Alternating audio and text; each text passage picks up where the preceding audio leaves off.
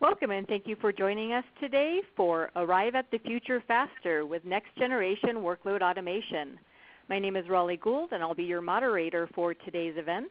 Our featured speakers are Dan Twing, President and COO at Enterprise Management Associates, and Miroslaw Andziak, CEO at InfiniteDATA. Dan has over 25 years of experience in information systems, software development, and technology outsourcing. Dan focuses on all aspects of intelligent and automated management of IT. Miroslaw brings over 18 years of industry experience from Fortune 500 companies. He co-founded InfiniteDATA in 2010 and joined the organization as CEO in 2015 from Teradata. Prior to Teradata, Miroslaw held multiple management positions in global departments of Hewlett-Packard and Procter & Gamble.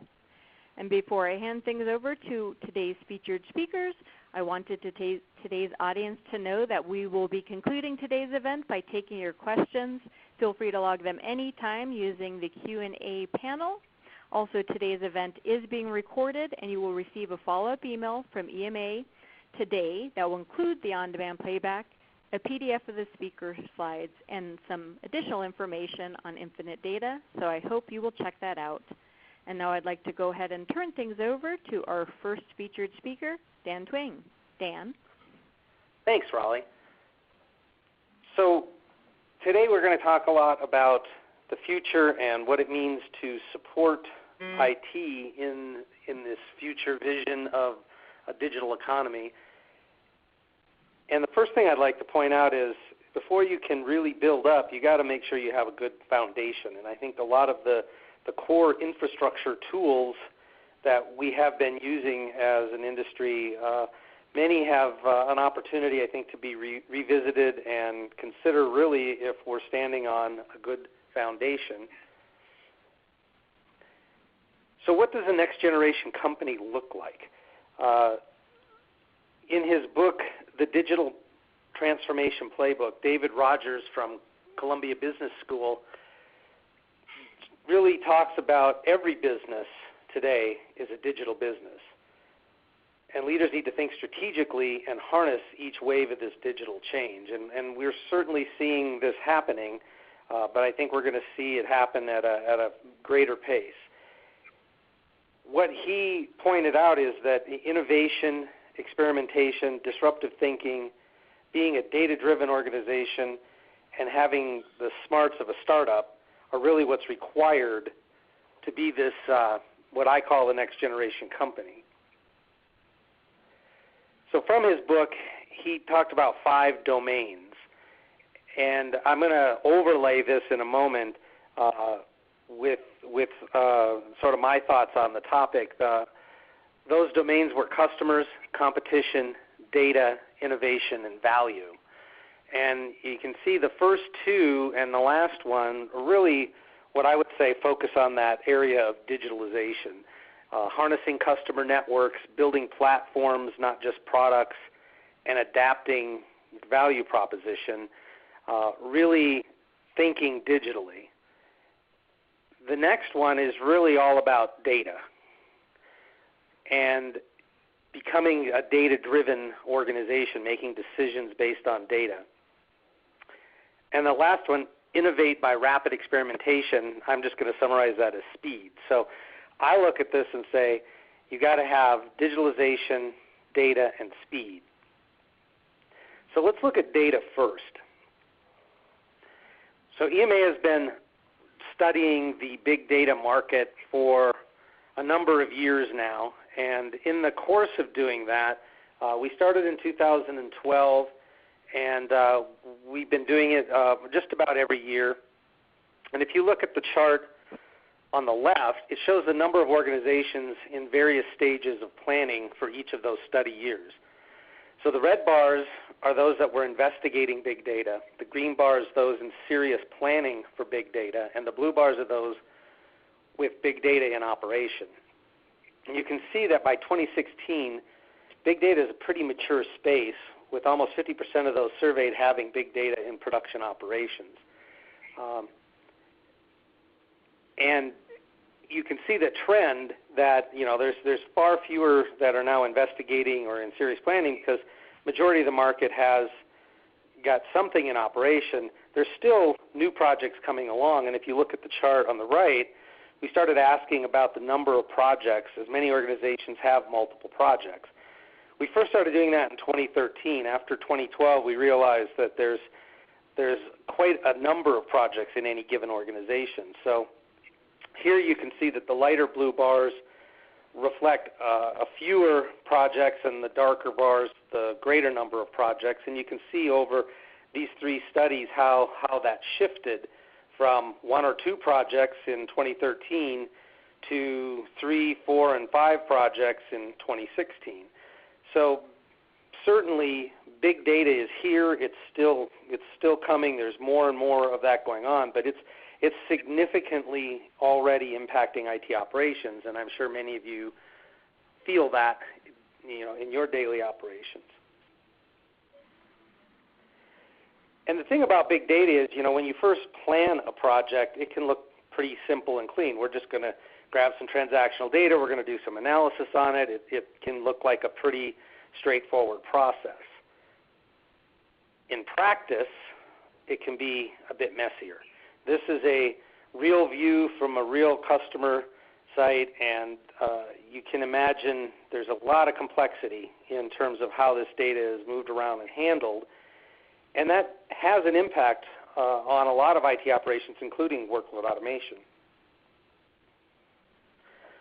So the big data,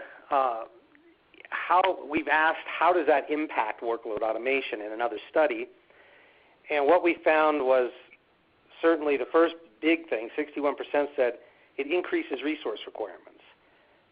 Over half said it increases complexity, and about 40% said it increases the difficulty of SLA management. So it definitely has its impact. And in another study where we were studying specifically workload automation, we did this study in 2013 and we did it again in 2016. And here we asked what additional big data related workload automation capabilities would be beneficial. And what I like about this slide is it shows the responses from both those years, but you can see 2 significant shifts because the workload automation tools have gotten better in response to these greater needs from big data. So in 2013, 64% said deeper integration with big data and analytics and BI tools was needed. Well, by 2016, that number dropped down to 44%. And I think there's been a direct impact of enhancements and upgrades in the workload tools to adapt to these big data workflows. The other is on the top of the chart, the central dashboard showing data quantities and flows, that kind of information. You see a slight improvement there. So the tools have adapted some, but there's still more room for improvement. We also asked, what are the big data related challenges that you face? And certainly very big data related topics are at the top of the list, managing large data lakes and integration with big data tools. But still 40% said integration with other automation tools like job scheduling. So it still makes the top of the list here in terms of issues that are involved in handling big data. So even as the tools have gotten better, there are still some gaps. So the other topic was that of speed. And I think we certainly have seen, and I think anyone who works in IT can feel the pace picking up. Here, this was a study that we did in 2015 and again in 2017 on DevOps and application development, which is certainly just one aspect of IT. And we were here talking about code delivery and the frequency of code delivery and how that's changed over the past 12 months. So you can see that the red bars show where there was a decrease in the frequency of code delivery, the blue bars where there was no change, and the green bars an increase in frequency. The 2015 data is shown in the lighter colors and the 2017 data in the darker colors. And so, to start out in 2015, we had 32% who felt things were running about the same. And by 2017, that dropped in half, and only 16% felt that they were running at about the same pace.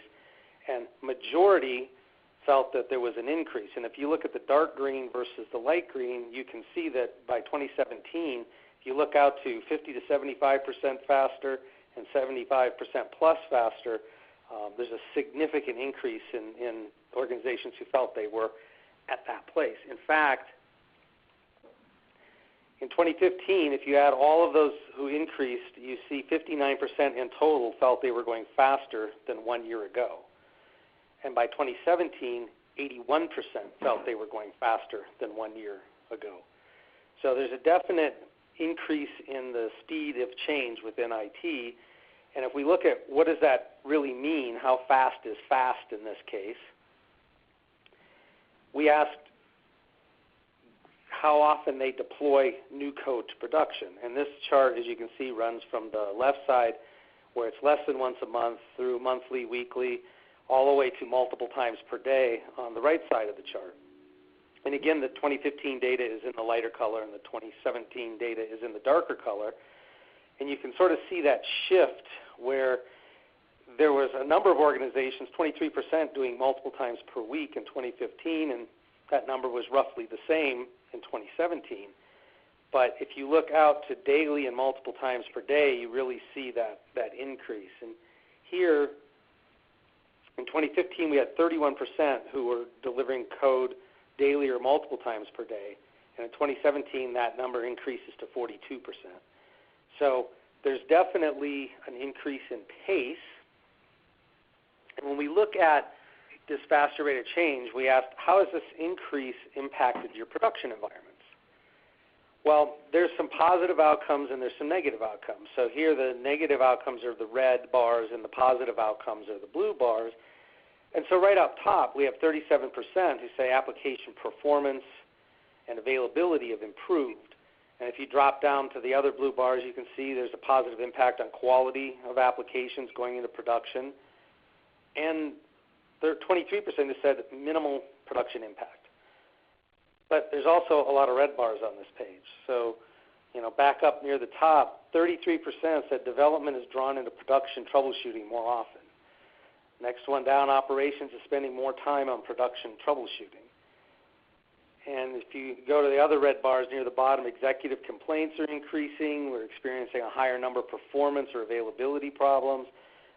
Certainly, if your infrastructure is not ready to go faster, and even if it is ready to go faster, you can certainly make more mistakes and create more issues the faster that you go.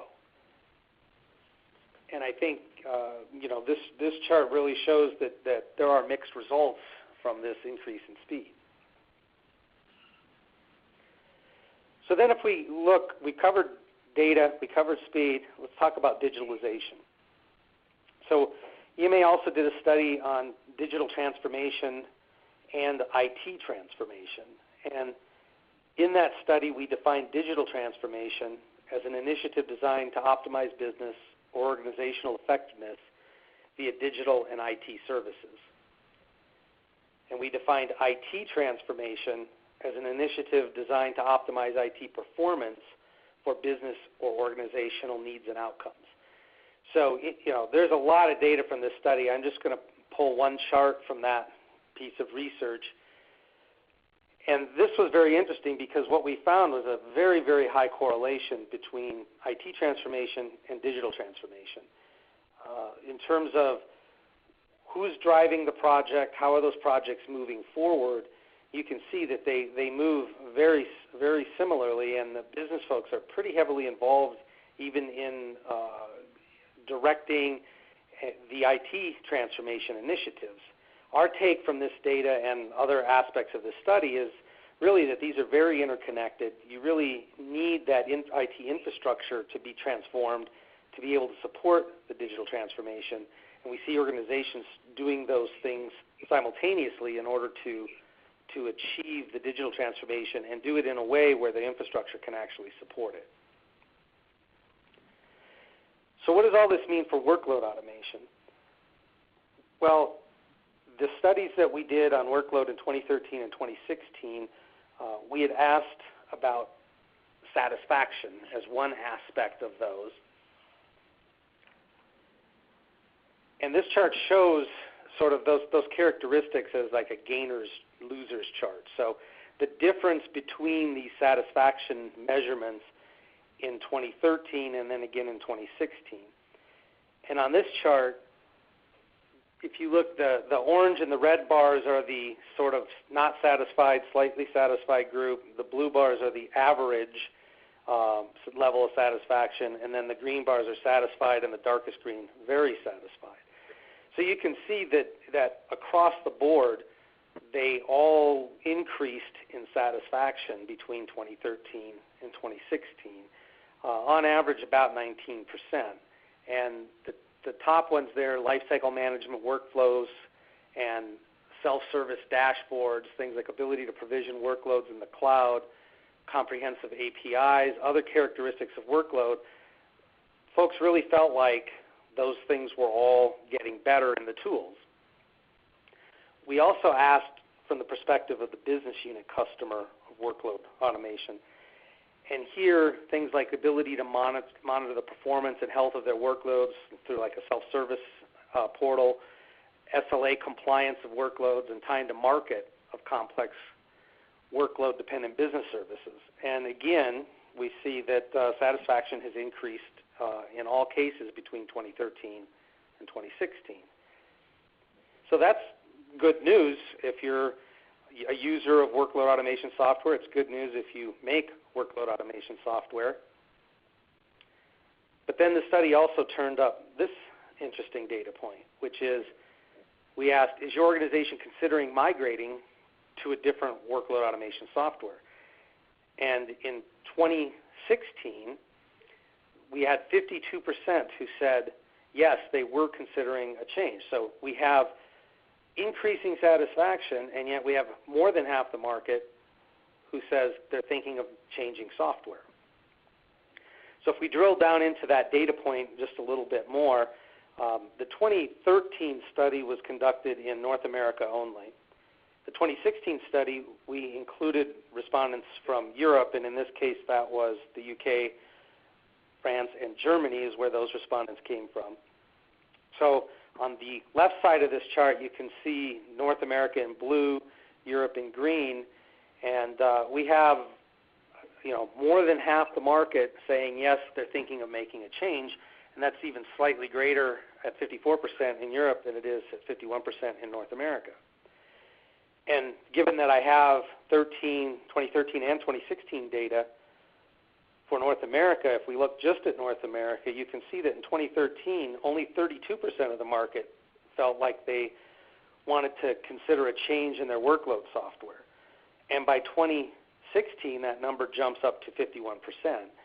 And remember, this is in the face of pretty strong improvements in their satisfaction in the software, and yet they're still thinking about making this change. And we believe that it's safe to assume these trends are similar in Europe, even though we didn't have 2013 data. The two are pretty close, and it's, I think, safe to assume that there was a pretty big increase in that, considering a change in workload software in Europe as well. So that poses an interesting question as to how can somebody be happier with the software and yet still want to make a change. They think there's still greener pastures or better options out there. So we look at a couple of other questions from that study. One, we asked about the top 3 pain points around workload automation, and the top 5 answers are here. So far and away, cost, a third of the respondents were feeling like cost was their greatest pain point. And then you see performance monitoring capabilities, software upgrades, ability to scale, and the high cost of training requirements and the time involved are the top 5 things on that list. And we also then asked, what are your top 3 decision criteria if you were going to change to a different workload automation software? And here you can see that cost is obviously, it was the top of the pain point list, and the top answer and the third answer from the top, licensing cost and, of course, operating cost being the greatest concern. Cost is right up there at the top. Also, ease of use, big data and BI connectors, and ease of deployment. So, you might think that ease of use and ease of deployment, that gets back to speed. Cost is always a concern, and, of course, data is in there with the big data connectors. So these are the things that would cause people to, measure new software that they might be looking at. So to answer the question, how is it that the satisfaction can be going up while more are thinking of changing? I want to talk for a moment about the EMA IT maturity assessment model. So we have this model we've been tracking for a number of years, probably 14, 15 years. And it sort of maps that progression from a reactive organization where you're just focusing on infrastructure, you're responding to alarms, through active where you're doing more operational management, you're really monitoring the infrastructure. So reactive, you're just dealing with day-to-day crises. With the active, you have more cross-organizational dialogue, you have more integration, but it's less than ideal. You really don't have a lot of automation yet at this point. And as you move to this proactive stage, and so today probably many organizations are either in the later active stage or early proactive stage. At proactive, you're managing more strategically. Your investments are primarily in analytics and visualization. I mean, these are the things that have been going on for the last couple of years. Processes are more defined. Workflows are more automated. IT is more of a partner and less of a cost center. And the focus is really on the entire infrastructure, whereas at active, you're much more focused on individual domains or silos. And finally, where we really need to get to is this dynamic stage, which is really far more business-driven, and you're really managing the business through IT rather than just managing IT. Here, automation exists for both IT and business. You really have to be data-driven in your decision-making. You get to this idea of self-healing systems, auto-remediation. You have to have some AI or machine learning in the mix. And you're really focusing on business services and the business advantage of IT. So I was speaking at an event about a year or so ago, and I asked the folks in that event to self-assess where they thought they were on this scale. And this was a group, it was a user conference for analytics software. So these folks were probably already going to be a little bit farther down the maturity scale than the average organization, being that they were using one of the more modern analytics packages out there. Of course, some of them were relatively new customers and maybe hadn't gotten all the advantages out of that yet.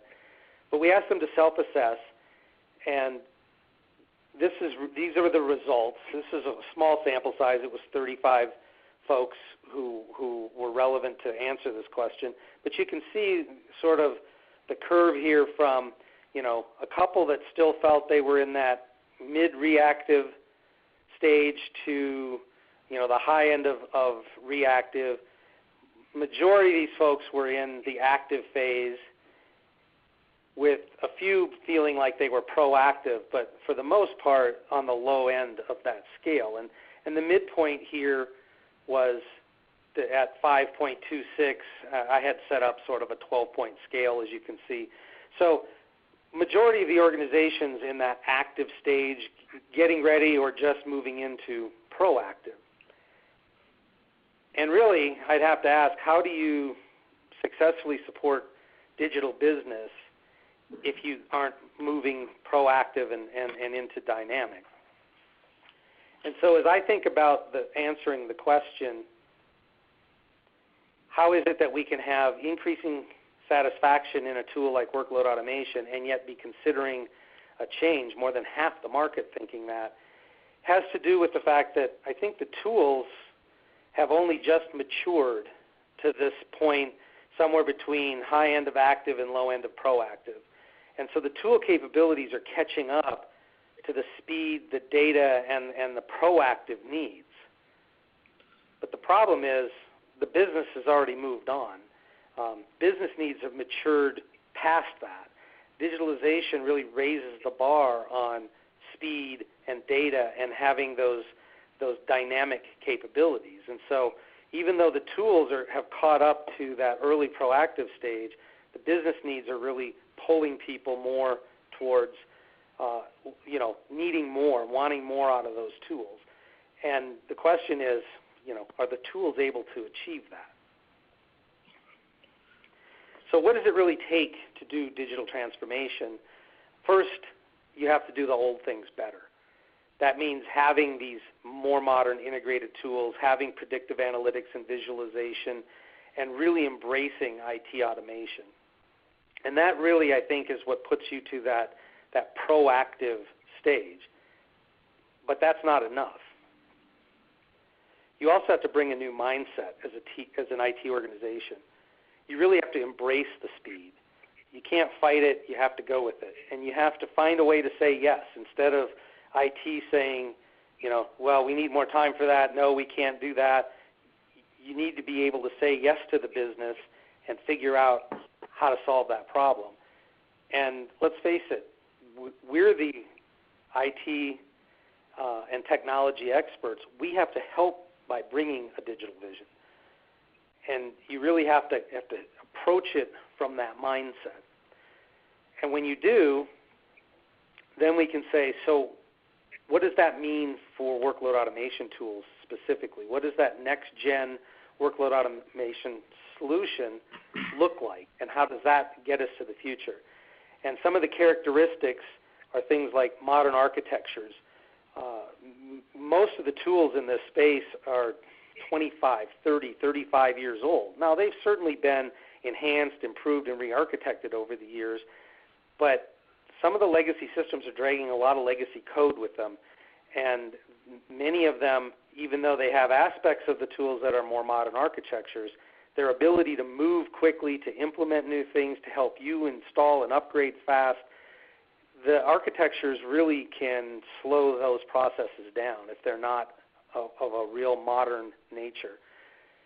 And you have to have the advanced analytics and really move towards that machine learning or AI. You have to be data-driven in every aspect of the business, and that is absolutely including workload automation and those tools. You have to have support for microservices like containers and serverless computing, or I prefer to call that function as a service. Really moving out to where you can deploy things faster, you can make small improvements without impacting large monolithic applications. You have to have full inbound and outbound APIs to support DevOps and other forms of automation. And a lot of this data is moving around, so you have to have sophisticated managed file transfer. You have to have support for fast transfers because the size of these files are really increasing, and there's a lot of work that needs to be done on protocols that allow, file transfer protocols that really allow the speed to move some of these large files and get them processed. You have to have dynamic event-based operations and sophisticated orchestration mechanisms that go way beyond what the legacy tools have done.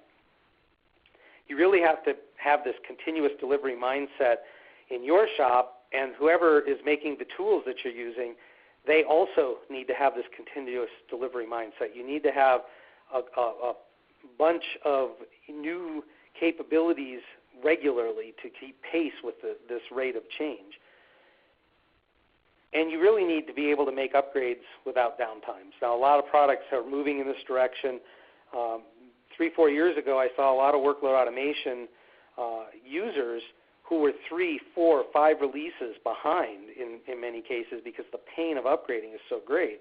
While recently the tools have been making zero downtime upgrades possible, and if you went through the pain of going through a couple of those upgrades, you now are at a place where you can upgrade much more easily, and I'm seeing organizations that now are maybe a couple point releases behind, but they're able to keep pace, and that's where all of the features that help you go to digitalization exist.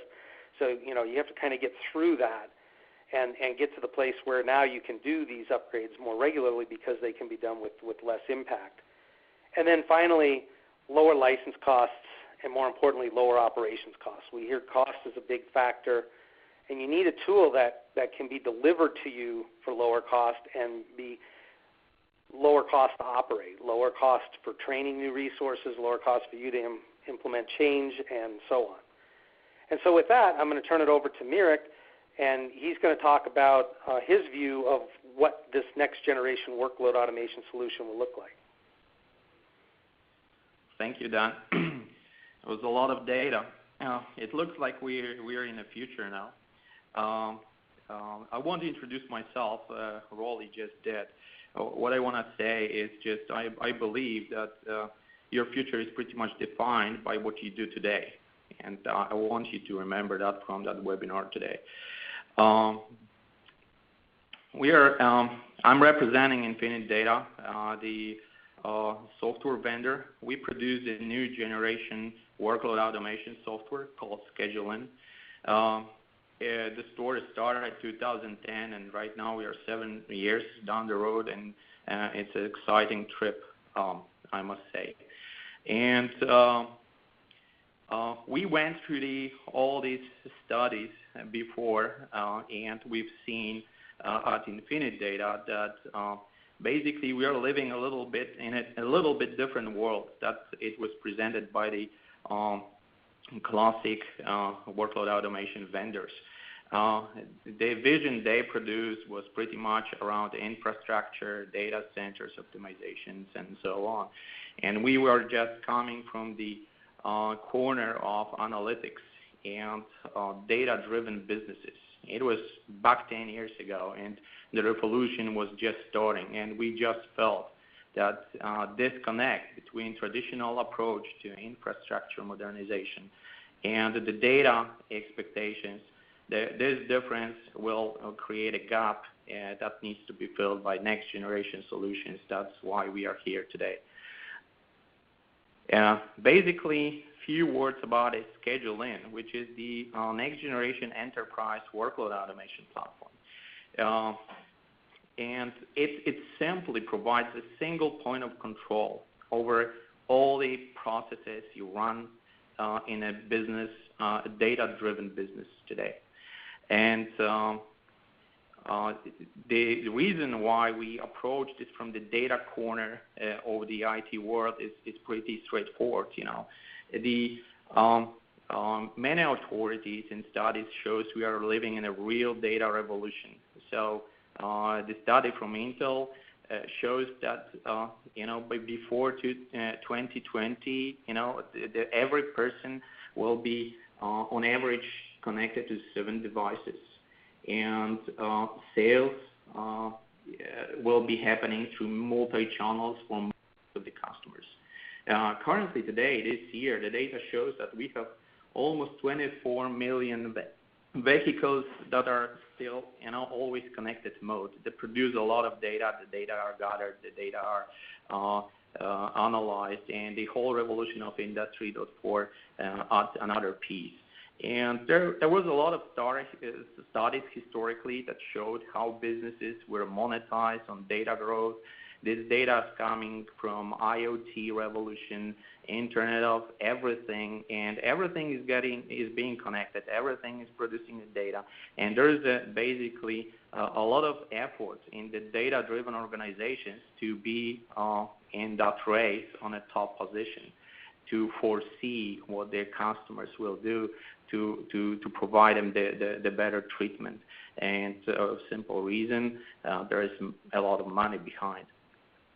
And this always connected, and a lot of data, and it also caused certain changes in a consumer behaviors and expectations. So consumers are not loyal anymore. They want everything faster. They want it to be their way, and they are not willing to wait. They want it now. And living in a sort of blurred reality, sort of online, sort of virtual reality, and in the real world, they are extremely demanding, and they can churn in a couple of seconds.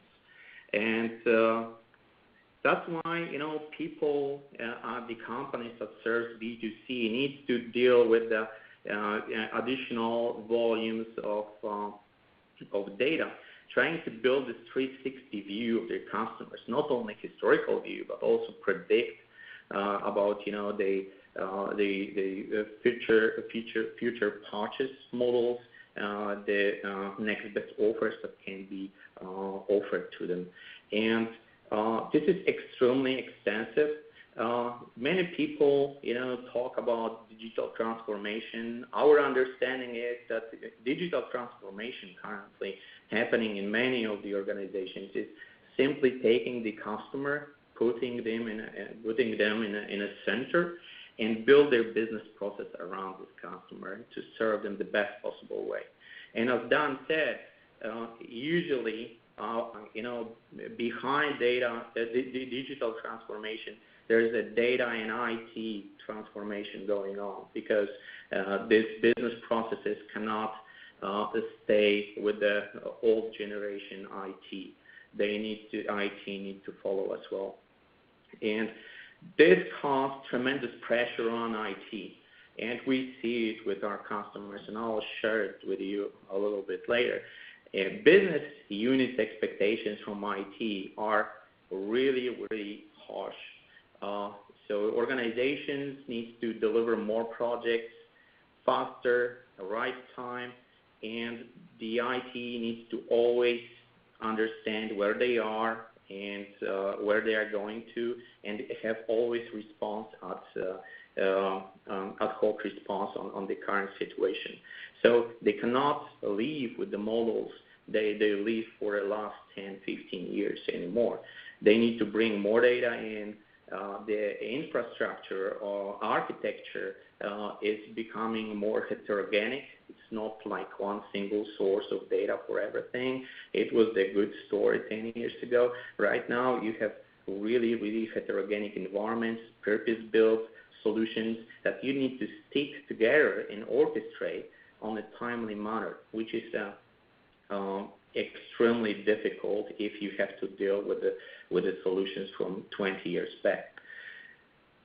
And the IT challenges are still hot there, and people are looking for the answers, how they can improve, how they can minimize the manual efforts, how they can protect the investment in hardware and people they already made.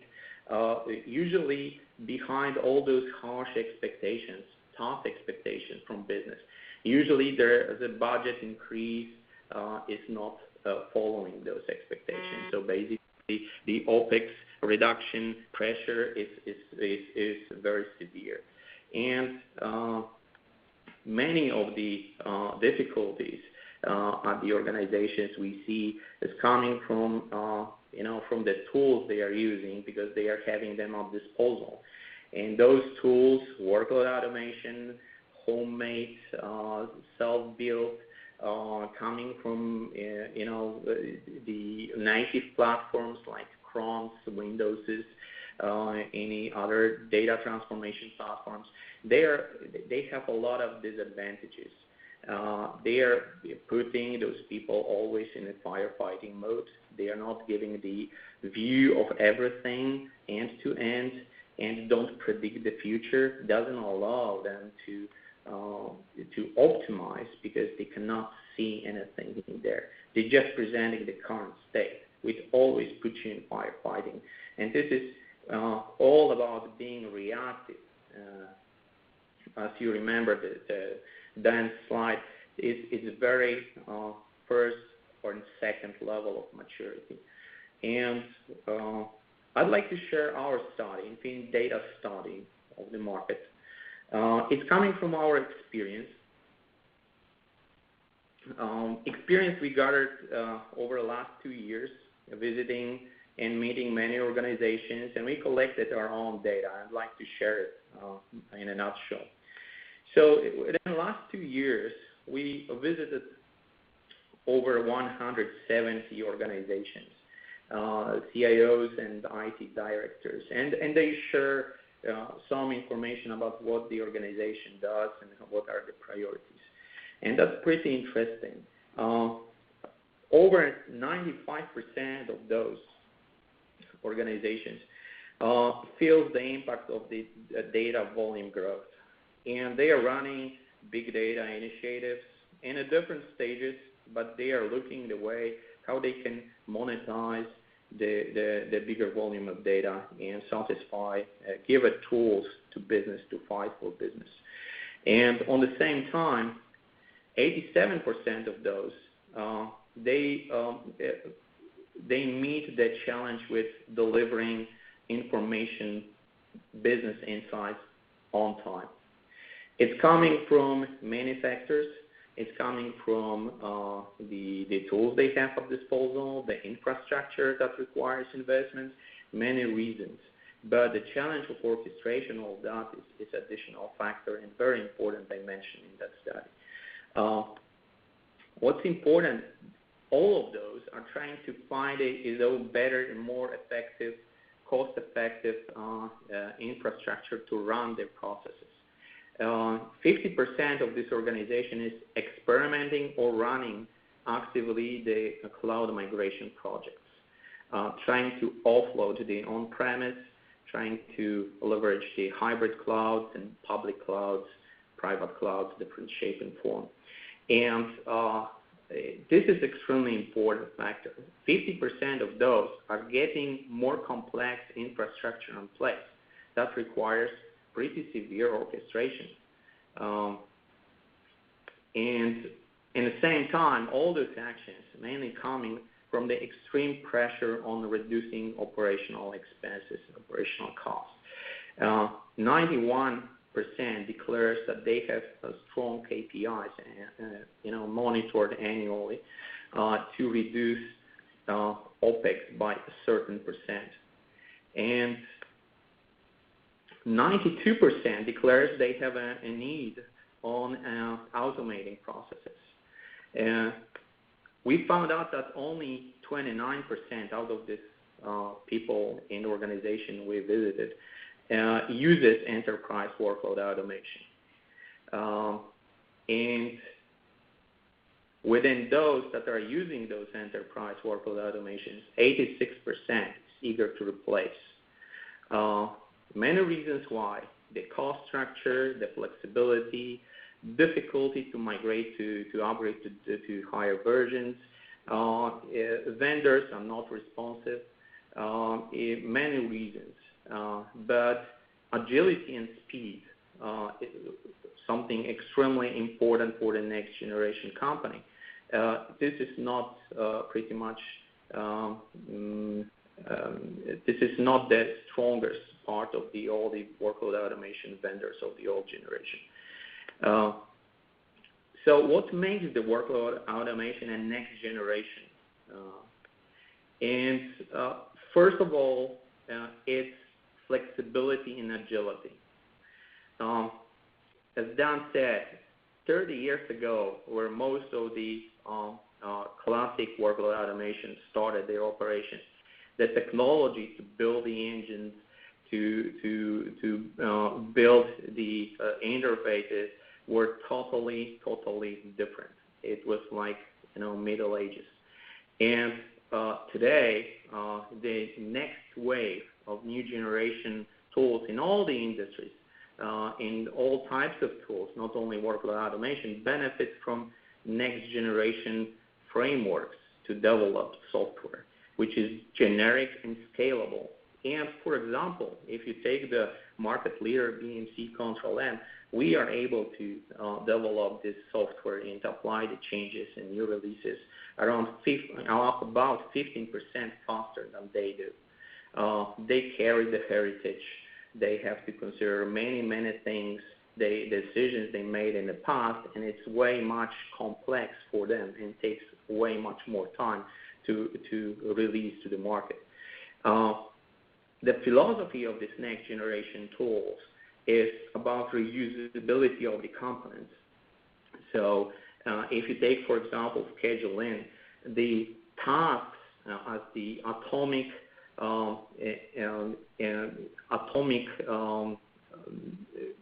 entities, they are very light. They don't have all these conditions around. They are simply what's the name of the task, where this should run, and what should be executed.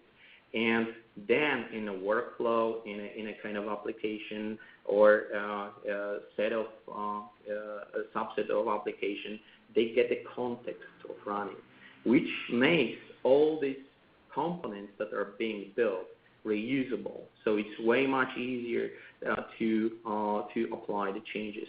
One of the customers of ours is running retail, and they update the retail store servers. And it's over 1,800 servers, and it's performed on a daily basis using just 8 jobs. So whenever that change needs to apply to it, it's just simple change. It's very easy to test, comparing to the old generation when you had to store different copies and maintain everything. Another dimension is accessibility for many. So what we found out is that scheduling is not the tool that is used only for administrators and operators. We found out that the majority of the users worldwide, those are non-IT function people. Those are the business users using self-service automation. They are semi-IT analysts that are leveraging the knowledge they got from the tool. They leverage the tool for their own self-service automation features and functions. And basically, many of the managers that are managing the platforms use the tool to see, what's coming to the platform or just leaving the platform. And basically, they can see the platform from one single point, and they control it from there. Those tools of next generation are event-driven. So the solutions created 30 years ago, they were living with the dogma of scheduling, with the time, new days procedures, time triggers. It's all still in use, but whenever you can, you should act on event. The event might be the file appeared somewhere, or my consumer made an action on my website, or this might be many different events. Those events can be captured, they can generate and apply the definitions of jobs, and they can run within the certain patterns, and allows full end-to-end monitoring of all processes. So event-driven save a lot of energy and speed. Those tools also bring a lot of quick integration ability. So next generation ETL tools, BIs, all sort of tools. And if there is no connector inside, it's very easy to create one. And so basically, flexibility and agility, that's the important thing. I mentioned that already. The second very important dimension is self-service ability. So if that workload automation tool doesn't support it in a very, very broad perspective, forget about next generation. It's not there. It's an old philosophy. So first of all, the next generation tools, they have web-based user interface only. So anybody from the organization, if have a appropriate user access, they can access the system. There's lots of possibility to create self-service profiles and provisioning for non-IT users, so they can automate their work.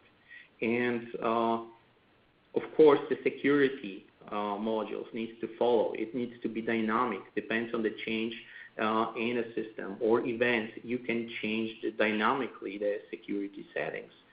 And all of this is supported with advanced traceability, so you always know who did what and when, and you can have a full traceability. Sometimes user needs to be an actor in the process, so you should be able to involve them to approve something, to input some extra data, to push the process through. And a very important thing, it also can explain your technically sophisticated process with the business measures, business metrics, and create a dashboard so non-IT people can see their business process on top of IT process that you are running behind. Third one is contextual intelligence. It's extremely important that next generation tool understand the context of the processing. So the context of transactions that are being transferred, the file that is being loaded, we know what are the parameters, and depends on the content on an event, the system can process the particular defined process in a different way, considering also the business priorities for that. And this intelligence is coming from being event-driven and data-driven. So next generation workload automation is really closely tied to data and works in the context of data, especially important in a financial institutions that needs to really stick to the context of particular day and reporting dates. The system of next generation can adapt dynamically to the changing conditions, like limited resources, physical resources in the machine, or suddenly something bad happened that never happened before, and we can leverage the workarounds. System could and should be able to run those workarounds. So we are naming all of these intelligent processing. So it's so much more than traditional triggering of the process and monitoring whether that was good or not.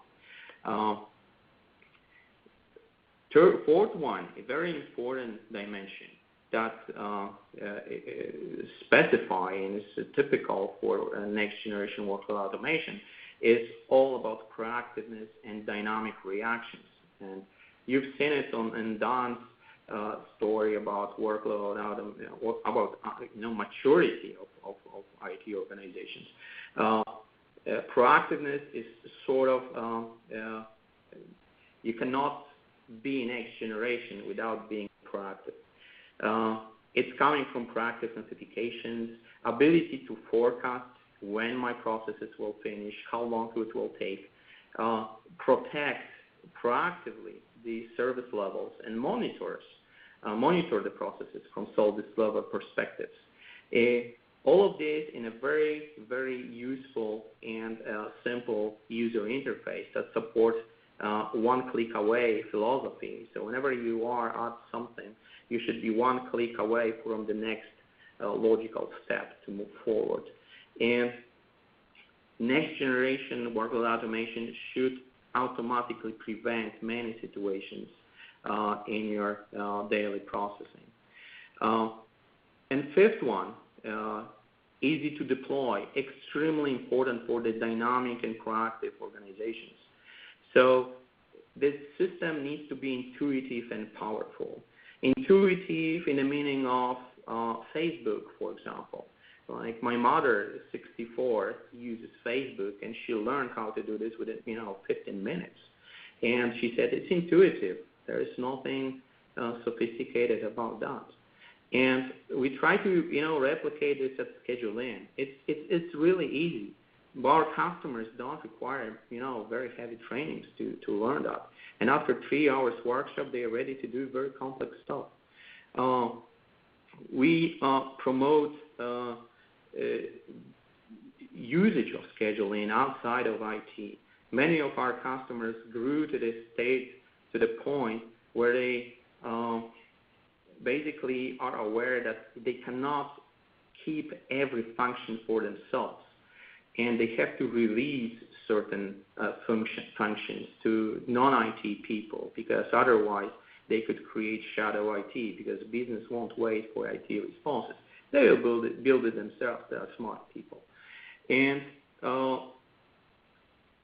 next generation tool also allows you to see more the critical paths of your very complex processing, the different relations between things that you never thought are related.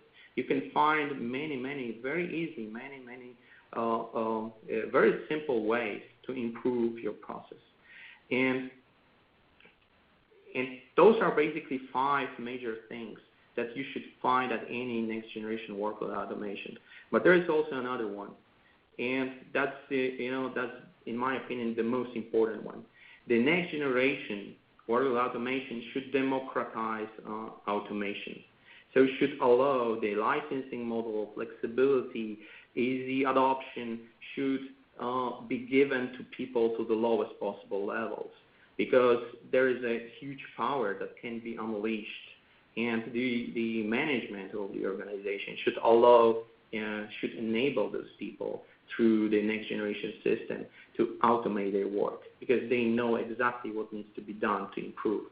And imagine that every person improve 20-30% of their time in a scale of the company. That's a huge amount of money, and you can do and you can promote and you can invest as you go. That's awesome.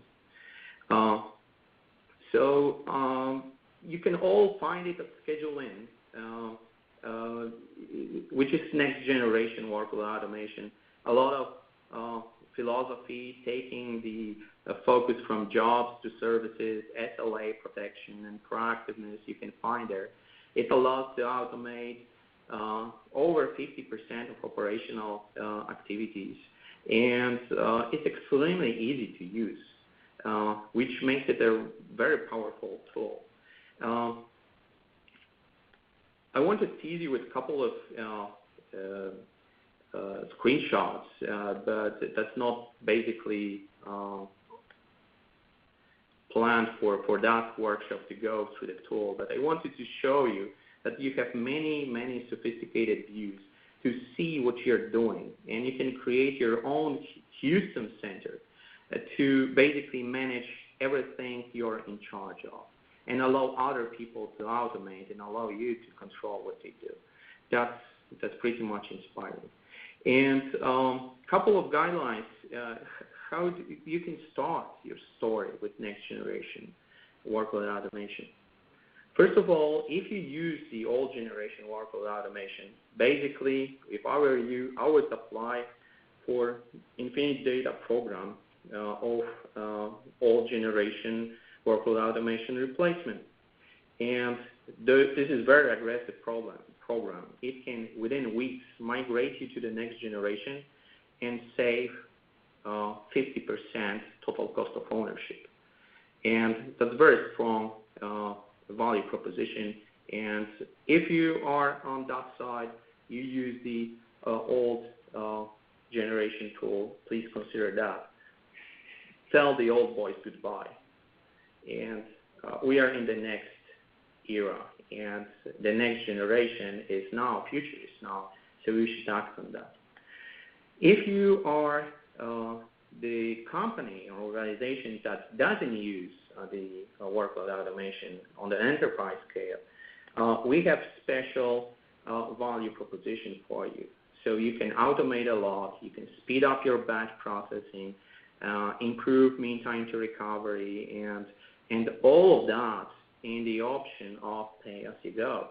So basically, many of our starting customers are financing their investment from the benefits they get from the automation. So if you want to get engaged further, I invite you to Enterprise Automation Forum 2017. It's taking place in November 19th in Warsaw. You have a link over there, www.automationforum2017.com. You can go and register. It's free of charge. Warsaw is a wonderful city, and we are expecting 250 IT managers and CIOs that mostly already signed up, and that will be extremely inspiring meeting because we will have a lot of people coming, sharing their success stories with automation. We will have great keynote speakers and a lot of technology partners. And what Dan said, next generation is about being dynamic. And to give you one example, we'll share you the story about how next generation workload automation will become non-stop server. So you will never turn it off for upgrades. How does it sound? It's like a future. And you don't have to worry about long weeks of projects and sophisticated migrations. So we will tell you all of that in the Enterprise Automation Forum. If you don't want to wait, I encourage you to send us an email at sales@infinitedata.com, and we will pick you up from there. If you don't want to send an email, we will just wait and a couple of days, and we'll send you an invitation for the join up with us for 15-minute join up. You can schedule your time, and we will talk about your needs and specific situation and tell you how we can bring the value of automation to your company. You can always request a contact to us, and we would be very happy to have you as a guest on one of our meetups. We have a couple of meetups in Warsaw this year. Next year, we will have meetups at London, Helsinki, Stockholm, Vienna, and Frankfurt. And hopefully one of those locations will fit you. So you can always meet us there and some of our customers. And we create a kind of communities of people that are sharing their stories and unleash the power of automation because, as I said, future is now, and don't hesitate, automate now. Thank you. Thank you, Marek. We are running a little bit over, but I'm going to ask a couple questions, Marek, because several came in regarding your solution. The first is, does Schedule In cover mainframe technologies? Yes, it does. It's in production for 6 months now. We have first customers, and the breakthrough is we migrate from Control M automatically within hours. So it's very attractive. So we can cut your TCO really, really quickly. That's great. So and yes, what is the most common traditional WLA platform you migrate from? It's mainly BMC Control M and a Tivoli workload scheduler, I must say. Thank you, Marek. That is all the time we have for questions today. I wanted to thank the audience for joining us. Please be on the lookout for that email from Enterprise Management Associates. It will include a number of resources from today's event. Thank you for joining us, and I hope to see you at a future event.